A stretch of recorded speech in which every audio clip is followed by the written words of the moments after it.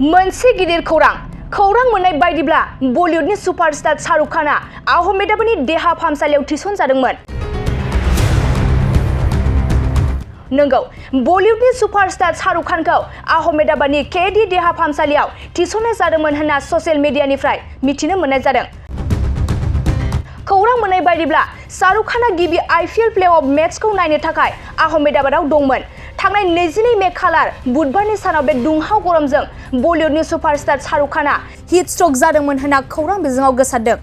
बलिउडनि superstar Shah रुख खाननि IPL हानजा कलकाता नाइट राइडार्सआ सानराइजार्स हायद्राबादखौ 8 उइकेटजों फेजेनदोंमोन आरो गावनि हानजाया देरहासार जानायाव बलिउडनि सुपारस्टार शाह रुख खाना गोबां रंजानायखौ ससियेल मिडियाफोराव गोबां नुनो मोनबाय थादोंमोन।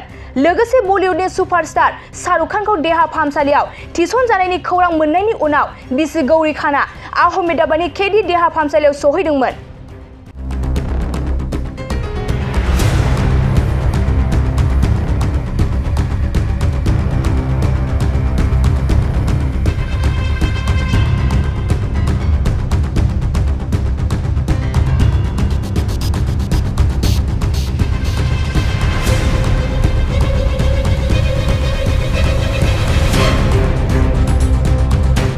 मोनसे गोजोनथाव खौरां, BA सेथि सेमिस्टारनि थाखाय गसाइगावनि जारागुरि गबिन्द बसुमतारी कलेजाव मुं थिसननाय हाबाफारिया सोलिगासिनो दं।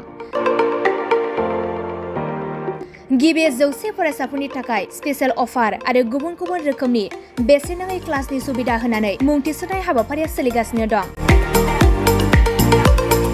बे फरायसालियाव फरायसाफोरा गावनि गोसोबायदि आयदाखौ सायख'नानै लानो हागोन। लोगोसे basic computer class, self defence आरो स्पोकेन इंलिश क्लास बायदि सुबिदाफोरखौ बेसेन होआलासे फरायसाफोरा सोलोंथायखौ लानो हागोन। लोगोसे बे फरायसालिमायाव गासैबो फरायसाफोरनि थाखाय फ्रि बास सार्भिसबो होनाय जादों। लोगोसे गासैबो थाखोनि बिजाबजों बुंफबनाय बिजाब बाख्रिनिबो सुबिदा दं।